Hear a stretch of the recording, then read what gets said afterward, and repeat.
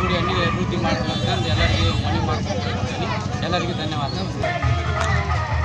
ಲೋಕಸಭೆಯ ಉಪಾಧ್ಯಕ್ಷ ಚುನಾವಣೆ ಒಳಗೆ ನಮ್ಮ ಎಲ್ಲ ಸದಸ್ಯರು ನಮ್ಗೆ ಬೆಂಬಲನ ವ್ಯಕ್ತಪಡಿಸ್ಯಾರ. ಆ ಮುಖಾಂತರ ಅವಿರೋಧವಾಗಿ ಆಯ್ಕೆ ಮಾಡಿದ್ದಕ್ಕೆ ಮೊದಲಿಗೆ ಅವರಿಗೆ ನಾನು ವಿಶೇಷವಾಗಿ ಅಭಿನಂದನೆಗಳನ್ನು ಸಲ್ಲಿಸ್ತೇನೆ. ಇದರ ಜೊತೆಗೆ ಈ ನನ್ನ ಪದವಿಯನ್ನು ನನ್ನ ವಾರ್ಡಿನ ಜನಕ್ಕೆ ಅರ್ಪಣೆ ಮಾಡಲಿಕ್ಕೆ ಇಷ್ಟಪಡ್ತೇನೆ.